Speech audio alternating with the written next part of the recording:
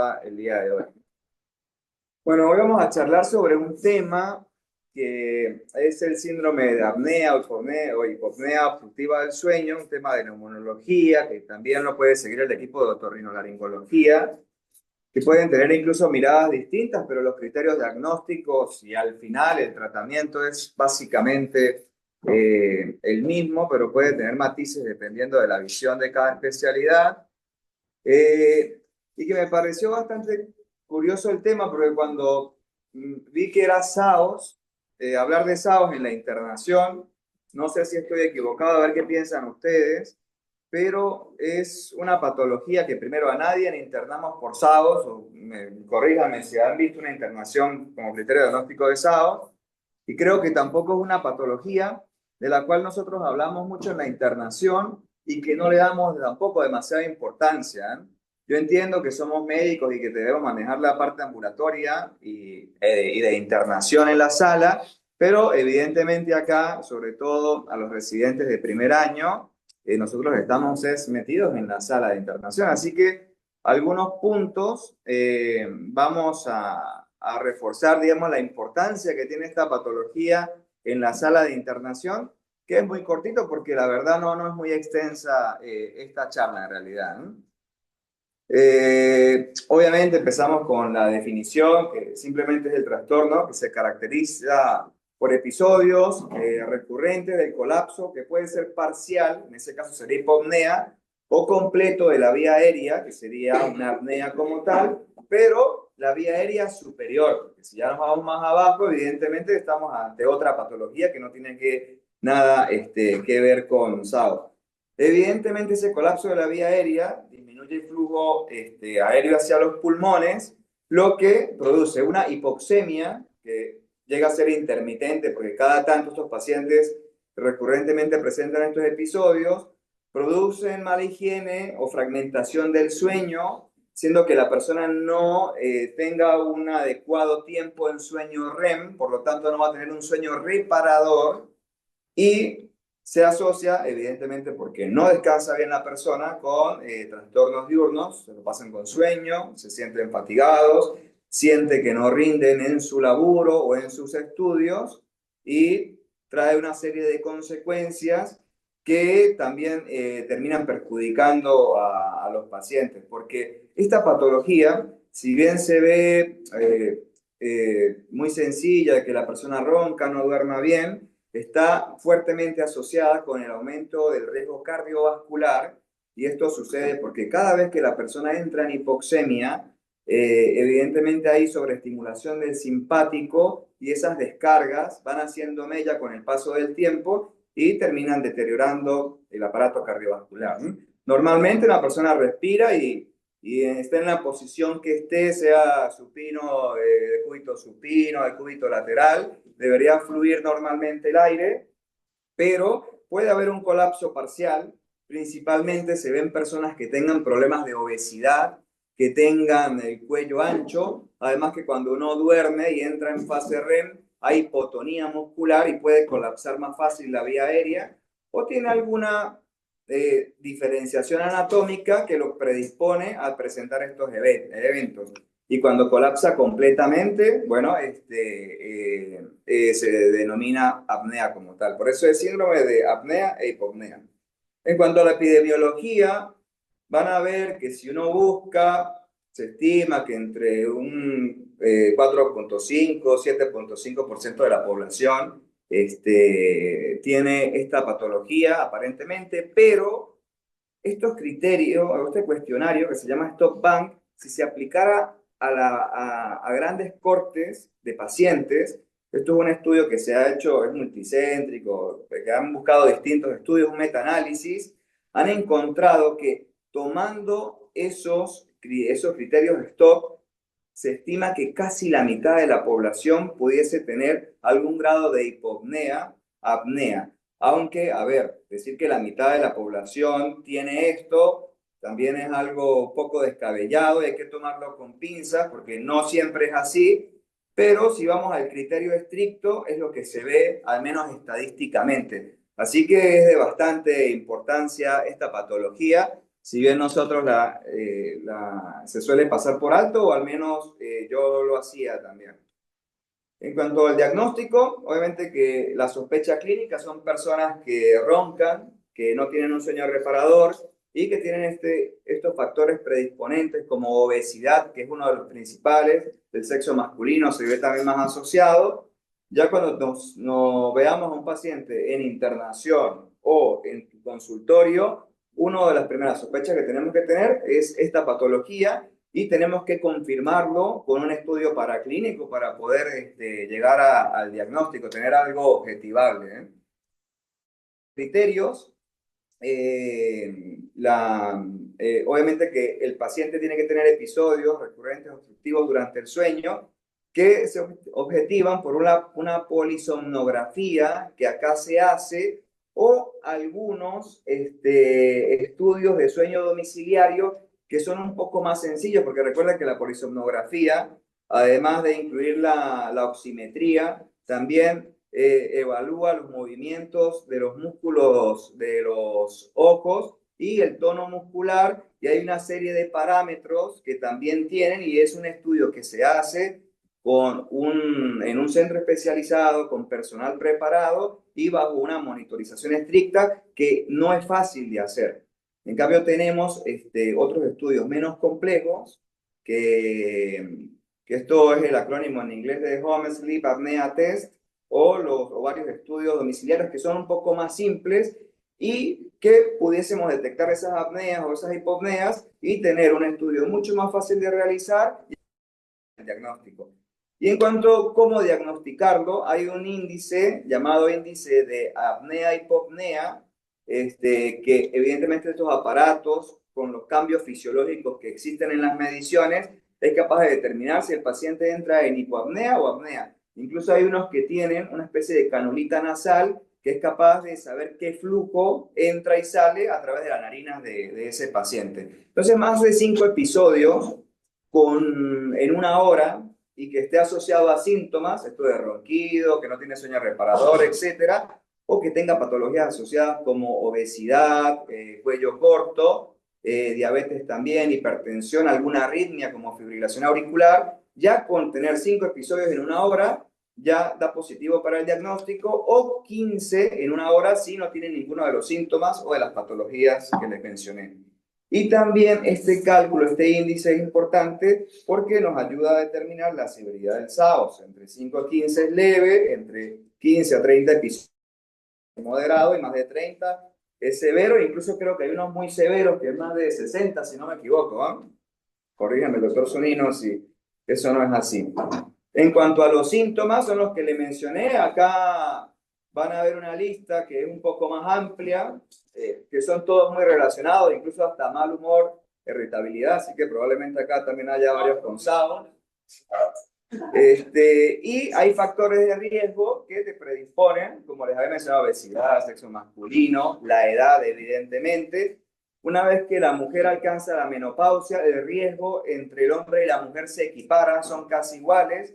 Alteraciones de la vía anatómica o del cuello, hipotiroidismo también, antecedentes, drogas, los pacientes que toman muchas benzodiazepinas, que toman opioides, también pueden colapsar más fácilmente su vía aérea, y evidentemente el alcohol y el tabaquismo también.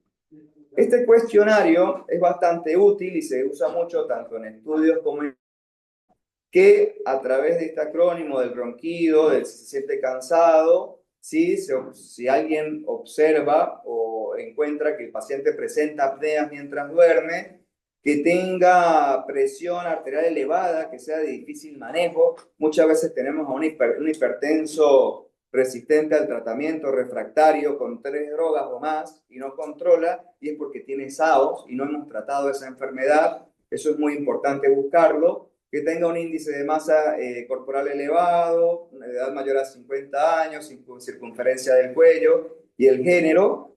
Esto, cada uno suma un puntito, ya 3 o más, existe alto riesgo de SAOS, menos de 3 bajo riesgo, nos puede, digamos, guiar en el diagnóstico.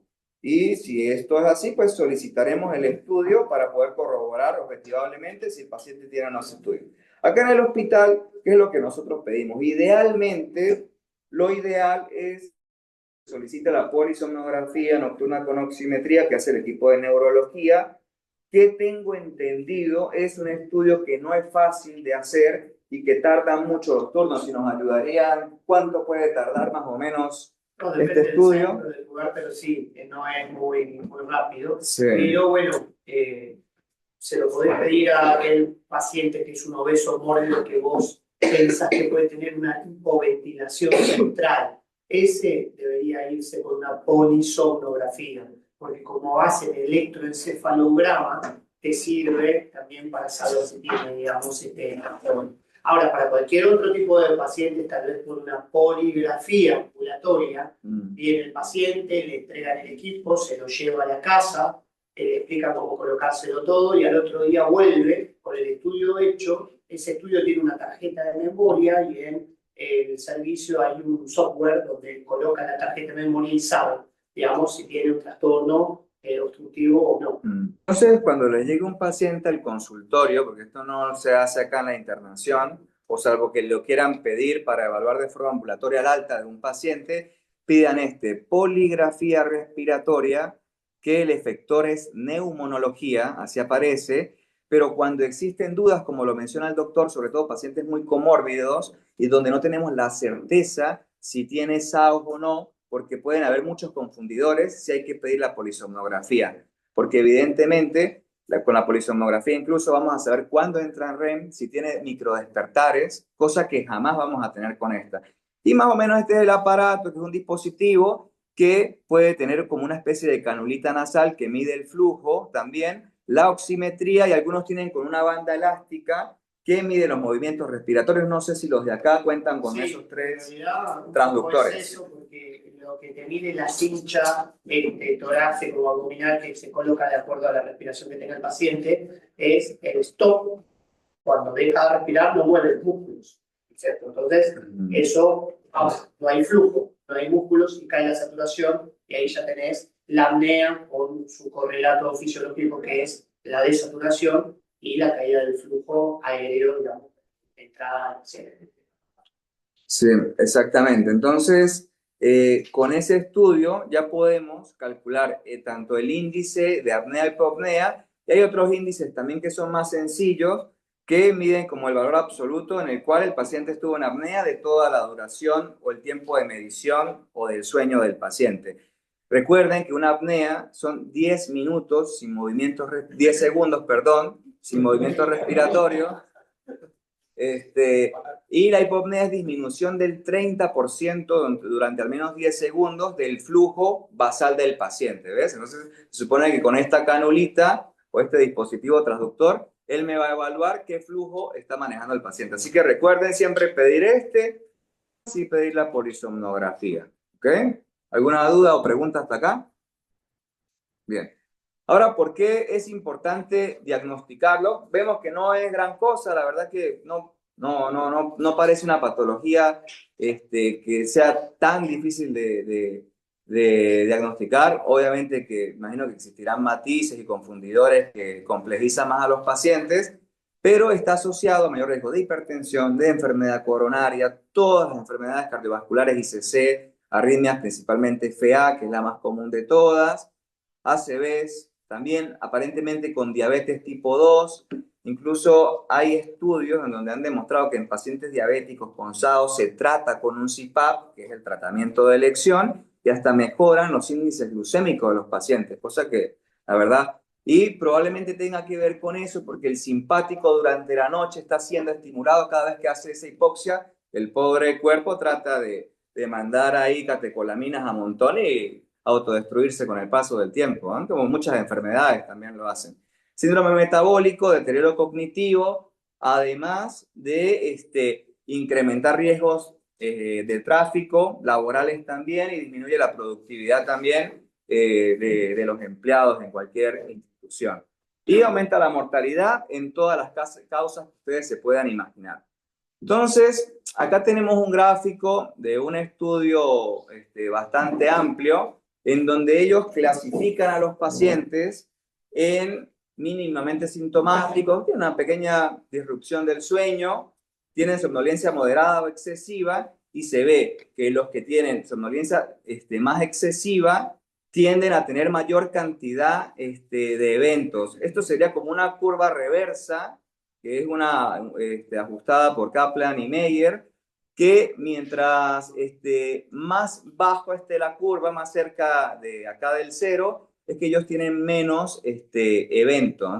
Por ejemplo, los mínimamente sintomáticos, obviamente que se mueren menos o tienen menos eventos cardiovasculares que los que tienen somnolencia excesiva, y acá hay matices en el medio. Pero la diferencia más notoria son los que mínimamente son sintomáticos con los que tienen somnolencia excesiva.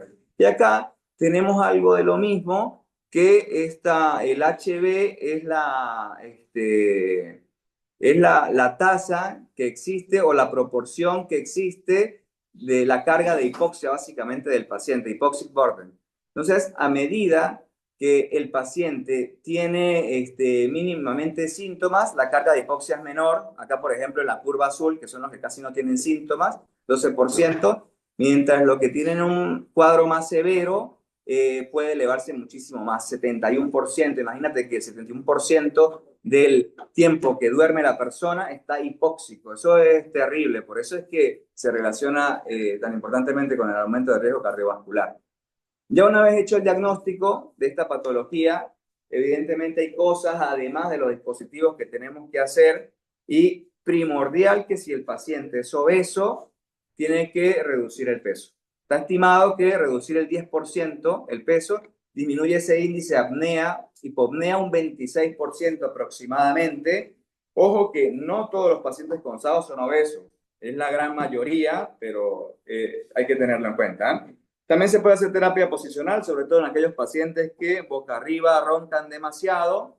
Bueno, sugerirle que duerman de costado, básicamente. Y los dispositivos, el CPAP, que hay varios, que lo ideal es que por lo menos lo use 4 horas o más, o el 70% digamos, del sueño como tal, y que es un dispositivo que constantemente tiene una presión positiva, tanto en inspiración como en expiración, para aumentar, digamos, esa presión a nivel de todo el árbol respiratorio y evitar que colapse. El CPAP es continuo. Exacto. El BiPAP tiene presión inspiratoria y expiratoria. Claro. Es la diferencia entre los dos. Y el BiPAP es positiva, pero cuando él inspira aumenta la presión y cuando él expira disminuye un poco la presión. Entonces hay pacientes que no toleran el CPAP y toleran mejor el BiPAP por ese motivo. Hay otras patologías también que tienen como hipoexpansión a nivel pulmonar que se beneficiarían más de este BiPAP, que es la diferencia que hay, dos presiones. Fundamentalmente para los que son retenedores de CO2, okay. el BiPAP, ¿sí? Para eso se lo tenés que probar. Bien. El resto le probás CPAP. Perfecto.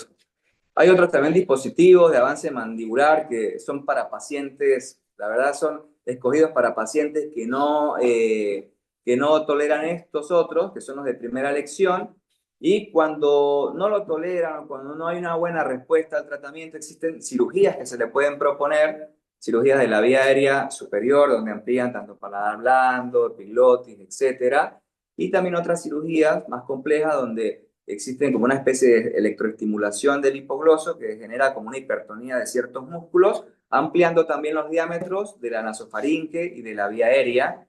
Y en los pacientes obesos, la cirugía bariátrica puede ser propuesta no solamente al síndrome metabólico, sino también como para que baje de peso, a mejorarle el tema de sus SAOS. No sé si quieren alguno aportar algo más hasta ahora.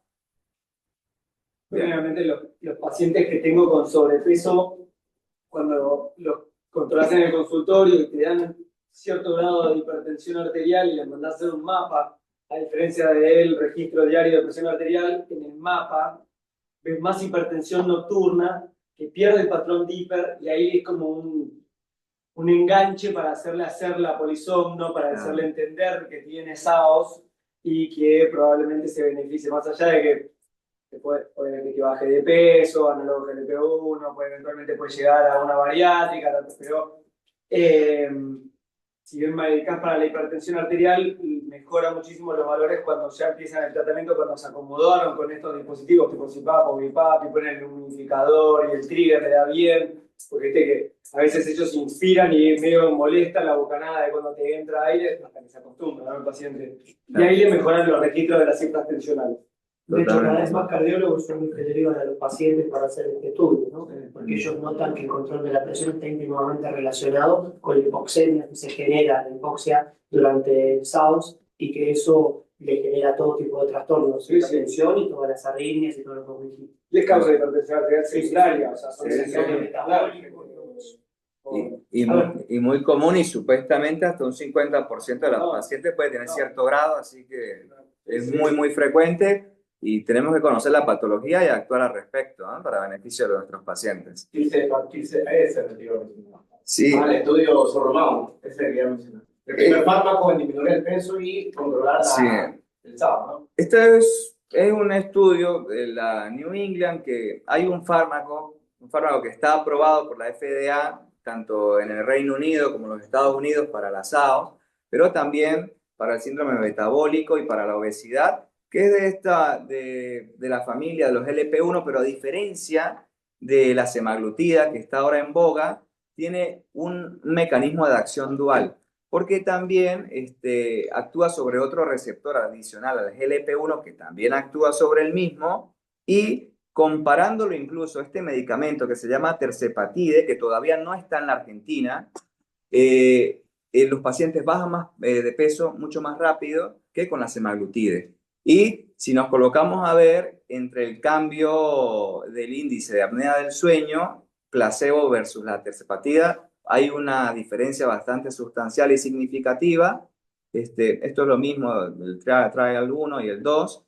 Y también cambios con respecto al peso corporal, obviamente que es superior el del medicamento versus el placebo, e incluso comparándolo con otros medicamentos, este es superior. En algún momento llegará, imagino que es más nuevo, es más costoso. Bueno, creo que Rafo lo va a recibir, ¿no? Sí, no se llama más porque es de Rafo, Lilly. es Isidium, viste, que cambió, es de Lilly, se lo va a entrar vía... Y sí, Así Que que- parece que disminuye el peso en la garganta, según estuve leyendo. O sea, tiene como target que disminuye el peso en la garganta y hace que la obstrucción de la vía aérea sea menor. Ya.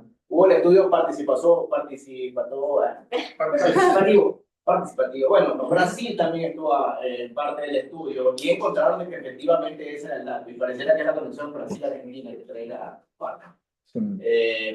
No, y que disminuyó en 30 el número de apnea por hora, según estaba leyendo ayer. Y que disminuye el uso de CPAP, de BiPAP, en la mayoría de los pacientes. Y sí, muy cerca, porque mire, si se fijan acá el basal sería como un promedio de -4 y acá casi -30, ¿viste? Que es lo que vos decís. Redondeando lo da eso. Pero ahora la gran pregunta, esta patología es más del consultorio. Y ustedes se preguntan, pero a ver, yo estoy en internación, ¿de qué me sirve esto?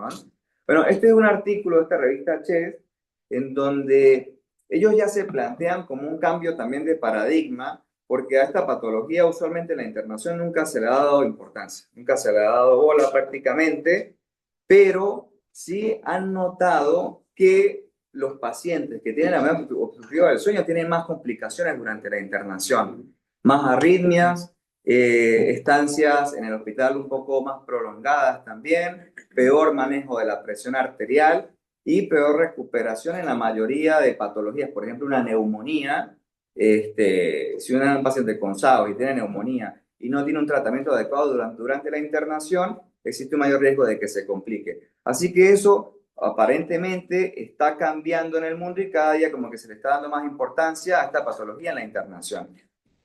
Estudio en donde agarraron un grupo de un poco más de 2.000 pacientes, algunos tenían SAOS leve y otros tenían SAOS severa, y los que tenían SAOS severa los asignaron a un grupo que requería uso de CPAP y otro no, o los pacientes que no querían usarlo, pero evidentemente no lo iban a usar.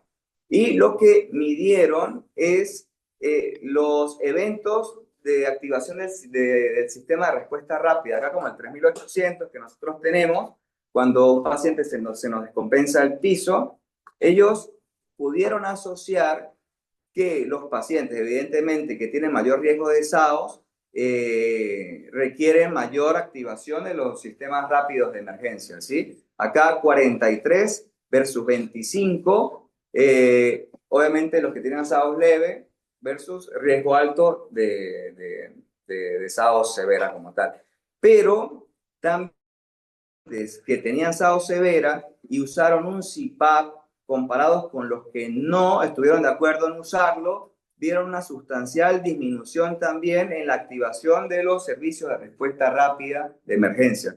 Es decir, que si tenemos un paciente con SAOS, sobre todo si es severa, y acá nos aseguramos de que el paciente use el CPAP, muy probablemente se vaya a activar menos el NEWS y muy probablemente ese paciente se vaya más rápido y sin complicaciones. Yo no coloqué el gráfico allí del tiempo de internación porque la verdad que creo que la diferencia era 0.5 días, los que usaban CPAP versus los que no usaban, así que no es un cambio tan significativo. Pero aún así, aparentemente los pacientes se van de alta más rápido también. Así que sí es una patología que es importante a tomar en cuenta en la internación. La cuestión es que los pacientes con apnea del sueño tienden a ser más retenedores de CO2 y durante la internación, por ejemplo, con neumonía, que están con requerimiento de oxígeno, pero si bien la cantidad de oxígeno en ocasiones es un poco más elevada a lo que requieren, tienden a retener aún más y por ende van a generar más encefalopatía por causa de la acumulación de CO2 y esto va a predisponer a que hagan más delirium, broncoaspirencia, perpetuo del proceso infeccioso y demás. Entonces todo esto es lo que va a generar las complicaciones siguientes y así mismo va a prolongar lo que es la internación. Sí.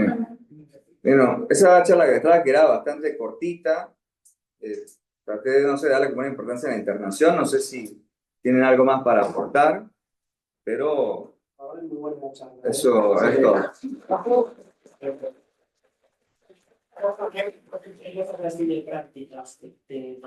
Bien, ustedes saben que nosotros cuando dormimos tenemos el sueño de superficial a profundo y como bien vos dijiste, cuanto más eventos REMs, que es de movimientos oculares rápidos, mejor descansamos. Lo que va ocurriendo con esto es que estos apneas van interfiriendo con la calidad del sueño y por eso nos levantamos muy cansados y con menor rendimiento. Porque al tener la apnea, fundamentalmente lo que pasa es que baja muchísimo la saturación de oxígeno. Entonces, toda la propuesta de tener poco oxígeno en la sangre va generándote el síndrome metabólico, el sufrimiento cardiovascular con todos los eventos que vos dijiste. Hay más posibilidad de desarrollar ACV, enfermedades vasculoencefálicas en general, y también el tema de lo metabólico te va a dar más diabetes, como bien dijiste, que tiene que ver más con eso. Entonces, en la medida en que uno va detectando eso, va pensando que tal vez el tratamiento se puede hacer a través de primero indicar este estudio. Hay guías que muestran que si uno hiciera bien las cosas, en la primera parte de la noche se puede hacer el diagnóstico y en la segunda la medición de la presión del CPAP, porque si no, lo que a nosotros es la segunda parte de lo que vos contaste. Vos le estás mandando a hacer una poligrafía al paciente y a vos te va a venir, bueno, tiene apneas obstructivas del sueño, tiene tantos tipos de apneas y las apneas duran tantos segundos. Ese es otro tema importante, que duran mucho. Y lo otro que es la saturación. Hay pacientes que se te llegan a saturar menos de 80%, 78, 76% de saturación. Decís, wow, ¿cuánto cayó el oxígeno y qué mal hace todo eso? Bien, vos después lo que le tenés que pedir a ese paciente es lo que se llama calibración del CPAP. ¿Sí? Es el segundo estudio que le tenés que pedir. Entonces vos se lo mandás a neumonología, mándenlo al equipo de sueño. Hay un equipo que hace sueño, está la doctora, ahí está el doctor Maritano, la doctora Yamila Chumino. No, manden todos ahí. Está Hernán Canales. También está, bueno, pero eso es, está Hernán Canales. Entonces, ¿qué hacen ellos?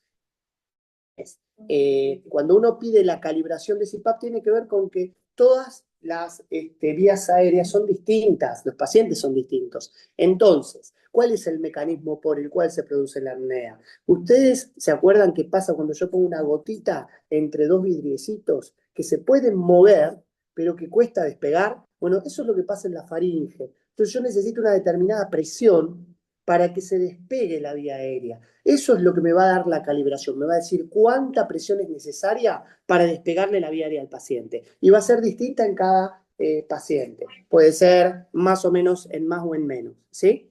Bien, eso se llama calibración de CPAP y con eso lo tienen que mandar al equipo de sueño de neumonología. ¿Por qué? Porque traen la tarjeta de memoria, la ponen en el software y viene lo siguiente. ¿Qué tiene que ver con lo siguiente? Las anatomías. Es decir, vamos a elegir lo que se llama interfase, que son las mascaritas. Si yo tengo una mascarita que puede ser nasal, nasobucal, facial, hay todas siliconadas que se ponen con dos taponcitos adentro de la nariz y un corrugado bellísimo que va acá al costado, son muy cómodas. Ustedes piensen que dormir con esto realmente es muy complicado y es un engorro y a mucha gente le molesta, ¿sí? Entonces, ahí en esa valija que tienen en neumo le van a probar con cuál se siente cómodo el paciente. Y después le van a dar el equipo y van a decir con plan de salud o con la prepaga que tengan cómo tienen que hacer para conseguir el equipo. Y después lo tienen que usar siempre que se acuesten a dormir y también siempre que vayan a dormir la siesta, porque ahí también tengo oportunidades de hacer apneas, ¿sí? Entonces, cuando más lo use, mejor para el paciente. Y lo otro es que hay que entrenar a la familia, en este caso, si es un hombre a la mujer o viceversa, en la colocación adecuada de ese arnés que tiene para sostener la mascarilla, para que no se corra. Y los equipos que hay ahora se llaman auto-CPAP. ¿Qué hacen los auto-CPAP? Viste que a veces vos te pones y tal vez por un costado de la escapa un poco de aire, eso se llama fuga. Esa fuga lo que hace es que la presión que te esté llegando no sea tal vez la suficiente como para abrir la vía aérea. Entonces, el equipo, piola, sensa la fuga y en la próxima respiración te manda el exceso ese que se pierde para que esa fuga se compense. Todo eso es medible y todo eso es ajustable. El equipo de neumo lo suele hacer. ¿Está? Entonces, esos son todos los bemoles que ustedes tienen. Entiendan que tal vez vos no le encontrás la vuelta en la internación, pero sí cuando recibas un politraumatizado porque se accidentó, porque se quedó dormido y es un obeso, encuentres la causa de por qué se accidentó. Y si no, fíjate la tragedia de Once, cuando mostraron el video del chofer que manejaba el tren, que pasó no sé cuántas estaciones dormido, pero digamos, completamente dormido, y terminó estrellando un tren contra la estación, ¿no? Y murieron un montón de personas. Entonces, eso es fundamental, que se entienda, que se tenga, sí, mórbido, que vos ya veías el cuello que tenía y lógicamente o tenía un SAOS o tenía una hipoventilación central. Y otra cosa es que muchas veces los pacientes que ustedes tienen con ACV o recurrentes o que hacen primera ACV y tienen factores de riesgo, como parte del examen con el cual se pueden ir, y si ustedes sospechan SAOS, déjenle una orden para que se haga una polisomnografía o una poligrafía para que después se la lleven al médico y se fijen realmente si lo diagnostican. Porque si no, la internación termina siendo una oportunidad perdida de diagnosticar algo que de golpe es un boomerang, que va a caer con otro ACV más adelante. ¿Sí? Entonces, un poco esto lo querés contar. Y otra cosa importante es el hipotiroidismo. El hipotiroidismo, vos lo nombraste, pero yo te lo jerarquizo más. ¿Por qué? Porque se ve mucho hipotiroidismo y eso produce debilidad muscular. Y esto, aunque no lo crean, es súper frecuente este trastorno. Los números no te mienten.